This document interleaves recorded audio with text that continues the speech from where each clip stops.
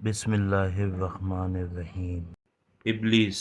ابلیس بنی نوح انسان کا سب سے بڑا دشمن، جس نے اپنے ساتھیوں اور پورے خاندان کو اس کام پر لگا رکھا ہے کہ آدم کی اولاد کو قیامت کے دن ناکام کر دے۔ لیکن ابلیس کے خاندان میں پیدا ہونے والا وہ کون سا شیطان تھا جس نے ابلیس سے بغاوت کر دی اور محمد صلی اللہ علیہ وسلم پر ایمان لے آیا؟ جب اس کی ملاقات آپ صلی اللہ علیہ وسلم سے ہوئی تو اس نے آپ کو کیا بتایا، اور اب وہ شیطان کہاں ہے؟ اللہ پاک نے انسان کو مٹی اور جنات کو آگ سے پیدا فرمایا۔ انہی جنوں میں سے ایک جن جس کا نام ابلیس تھا، اس نے آدم علیہ السلام کو سجدہ کرنے سے انکار کیا تھا، جس وجہ سے اسے بارگاہ خداوندی سے نکال دیا گیا۔ ابلیس نے تا قیامت بنی آدم کو گمراہ کرنے کی قسم اٹھائی، اور اس طرح انسان اور ابلیس کی یہ تاریخی جنگ آج تک جاری ہے۔ دراصل قوم جنات کی تخلیق حضرت آدم علیہ السلام سے ہزاروں سال پہلے کی جا چکی تھی۔ ابلیس جو کہ قوم جنات کا ایک فرد تھا، اسے بھی اللہ نے انسانوں کی طرح شعور اور نسل بڑھانے کی قوت دی تھی۔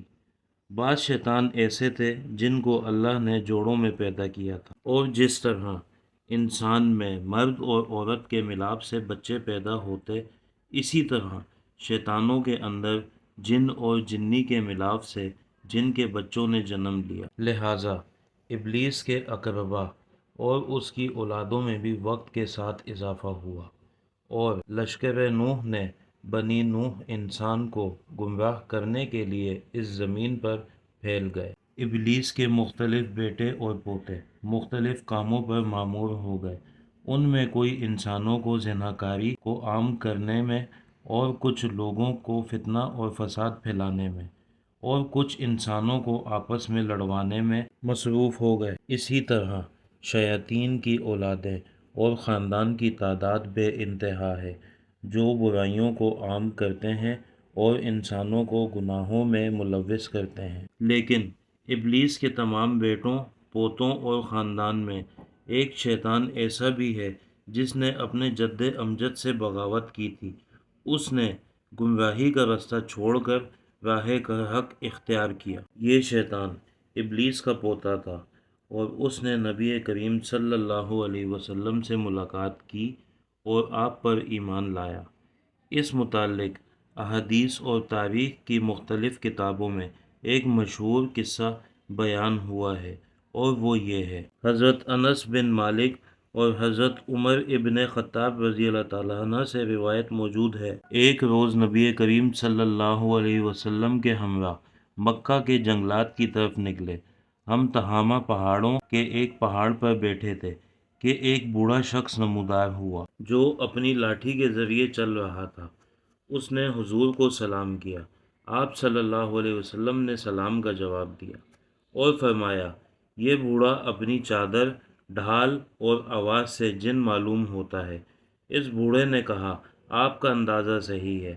آپ صلی اللہ علیہ وسلم نے اس سے دریافت، تو کون ہے اور تیرا تعلق جنوں کے کس قبیلے سے ہے؟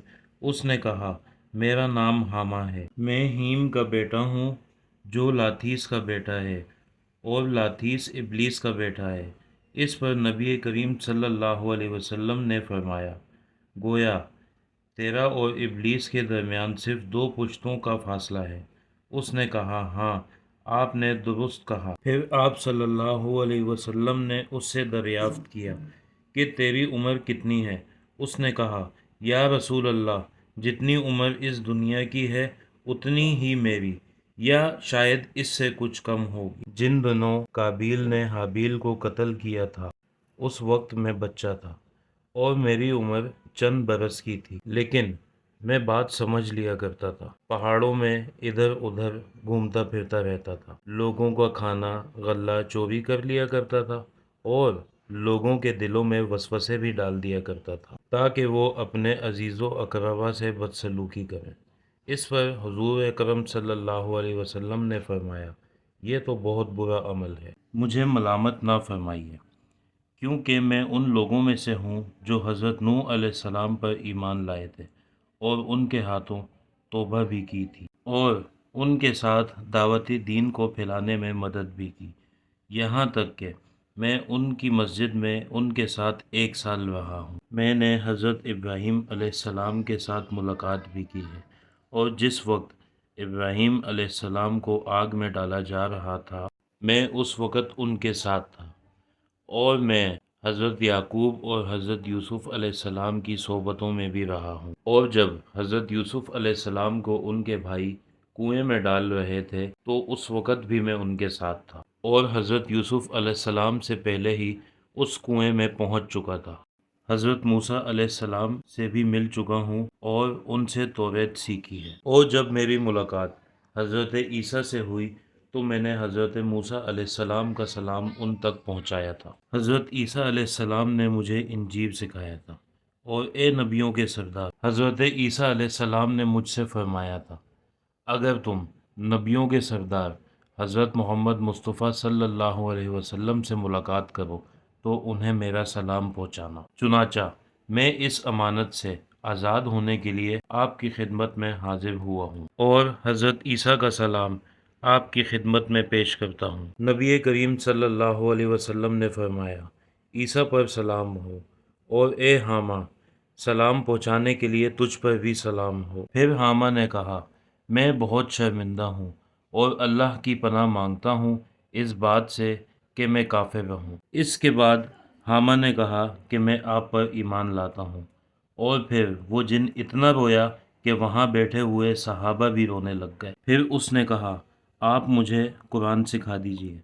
پھر نبی کریم صلی اللہ علیہ وسلم نے اسے قرآن کی تعلیم دی، اور اس جن کو سورہ واقعہ، سورہ مرسلات، سورہ الشمس، معوذتین اور قل هو اللہ احد کی تعلیم دی۔ اور پھر نبی کریم صلی اللہ علیہ وسلم نے فرمایا، اے حامہ، جب کبھی بھی تمہیں کوئی حاجت ہو تو تم میرے پاس آ جانا اور ہم سے ملاقات نہ چھوڑنا۔ صحابہ کرام فرماتے ہیں کہ حامہ اس کے بعد وہاں سے چلا گیا، اور اس کے بعد نبی کریم صلی اللہ علیہ وسلم نے حامہ کا ذکر کبھی ہم سے نہیں کیا۔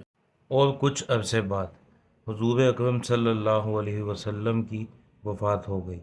اللہ ہی بہتر جانتا ہے کہ حامہ اب زندہ بھی ہے یا مر گیا۔ جزاک اللہ۔